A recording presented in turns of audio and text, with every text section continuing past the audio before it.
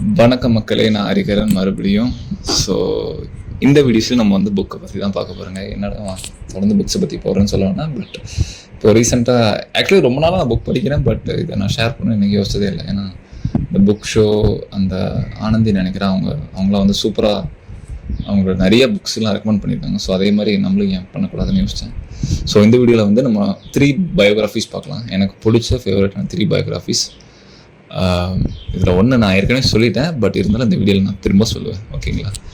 So first one பார்த்தீங்கன்னா autobiography of யோகி. இதை நிறைய பேர் கேள்விப்பட்டிருப்பீங்க. ரொம்ப ஸ்பிரிச்சுவல் ஓரியன்ட் புக்குங்க. சீரியஸாக சொல்கிறேன், இந்த மாதிரி புக்கு நீங்கள் வாழ்க்கையில் படிச்சிருக்க மாட்டேங்க. நான் ஒரு கட்டத்தில் இது வந்து என்ன ஃபேண்டசி படம் மாதிரி இருக்குன்னு நான் யோசித்தேன். என்னடா இப்படி எழுதியிருக்காங்களா, இப்படி நடந்திருக்குங்கிறது ஆச்சரியமாக இருக்குது. ஏன்னா அவ்வளோ என்ன சொல்கிறது, அவ்வளோ பயங்கரமாக இருக்குங்க. ரஜினிகாந்துக்கு தெரியுமா, அவருக்கே வந்து இந்த புக் தான் வந்து இன்ஸ்பயராக இருந்தது. பாபா ஸ்கிரிப்ட் அந்த ஸ்டோரிலாம் உங்களுக்கு கேள்விப்பட்டிருப்பீங்கன்னு நினைக்கிறேன். ஸோ ஒன் ஆஃப் என்ன சொல்லுவீங்க, ஒரு ஸ்பிரிச்சுவல் பர்சனாக இருக்கீங்கன்னா, ஒரு செல்ஃப் என்ன இது எதில் வாங்கலாம்,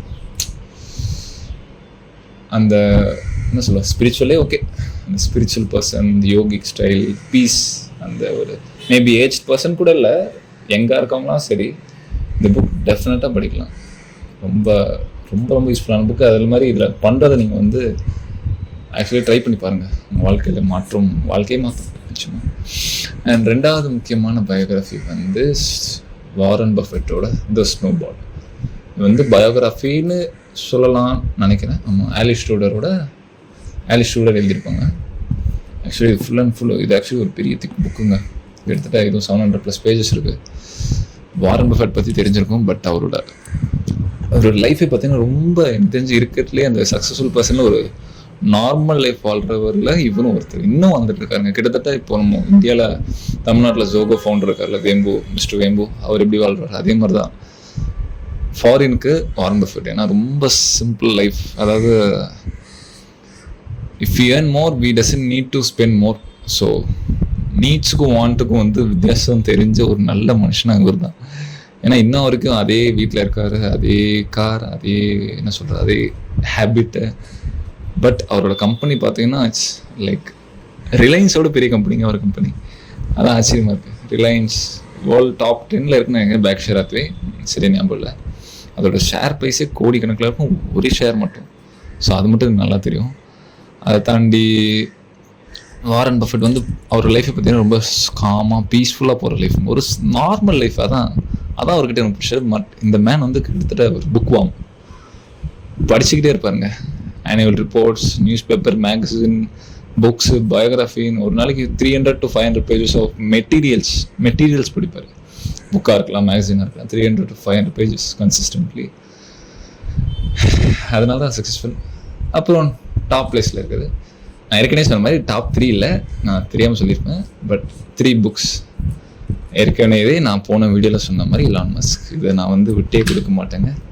நம்பர் 1ல் எப்போவும் இப்போ தலைவர் வேறு லெவல். ஸோ இதில் என்னென்னா 2023 நடந்ததுனால இவரோட ரீசெண்ட் அப்டேட்ஸும் இந்த புக்கில் இருக்குங்க. அதான் பியூட்டிஃபுல். அதாவது இது ட்விட்டர் வாங்கினதுலேருந்து ஒரு ஸ்டார்டிங் எப்போது அந்த ஒரு கேம் விற்றுருப்பார், பிளிஸ்டர் நினைக்கிறேன். பிளாஸ்டரோ அந்த கேம் சின்ன வயசில் 12 வயசில் அவர் விற்றதுலேருந்து அங்கேருந்து அதுக்கு முன்னாடியிலேருந்து அவங்க அம்மா அப்பா ஹிஸ்ட்ரியிலேருந்து வரும், அவங்க அம்மா தாத்தா ஹிஸ்ட்ரியை வந்து அவர் கவர் பண்ணியிருப்பாங்க. ஃபுல் எலான் மஸ்கோட ஹிஸ்ட்ரி, அவருக்கு அவர் அப்பாக்கான உறவு, கிம்பல் மஸ்க் அவரோட தம்பி அண்ணனான்னு தெரியல, ஒரு பிரதருக்கான உறவு, அப்புறம் அவங்க சிஸ்டரு, அப்புறம் இந்த பென்சில்வேனியாவிலேருந்து சவுத் ஆஃப்ரிக்கா அவர் எப்படி பாதிச்சிருக்கு, அப்புறம் கனடாக்கு மூவ் ஆனது, மறுபடியும் கனடாலேருந்து அமெரிக்கா வந்தது, ஸ்பேஸ் எக்ஸ். இந்த மாதிரி இவர்கிட்ட பிடிச்சது என்னென்னா அந்த OnePlusல ஒரு இது ஒரு கோட், நெவர் செட்டில். அதுக்கு வந்து இவர் தான் உதாரணம். ஏன்னா ஒரு பேபாலை விற்கும்போது அப்போ Zip2 அதை விற்கும்போது அவர் பேங்க் அக்கௌண்ட்டே $100 million, அதாவது நம்ம இந்தியன் கரன்சியில் 800 crores. ஒரு 800 crores உங்கள் கைக்கு இருந்தால் நீங்கள் என்ன பண்ணியிருப்பீங்க? அஃப்கோர்ஸ் நீங்கள் வந்து ஒரு சக்ஸஸ்ஃபுல் பர்சனாக இருந்தால் கூட இன்வெஸ்ட் பண்ணியிருக்கலாம். பண்ணியும் நீங்கள் நல்லா வாழ்ந்துருப்பீங்க மிச்ச காசில். ஓகே, இந்த மணியில் நான் வந்து நல்லா லக்ஸூரியஸான பை ஹோம் இல்லை கார். பட் இது வந்து அவர் ஃபுல் அண்ட் ஃபுல் இன்வெஸ்ட் பண்ணியிருக்காருங்க. அஃப்கோர்ஸ் இவர் மெக்லாரன் வாங்கினார், கொஞ்சம் லேவிஷ் ஸ்பெண்டிங் பண்ணியிருந்தாலும் மறுபடியும் அந்த மறுபடியும் அவர் அதிகமாக்கிட்டார். சரி ஜிப்துவோட முடியல. அடுத்து டெஸ்லாவில் இன்வெஸ்டர் ஆகி ஸ்பேஸ் எக்ஸ்னு ஒரு அதுதான் அங்கே டேர்னிங் பாயிண்ட்டு.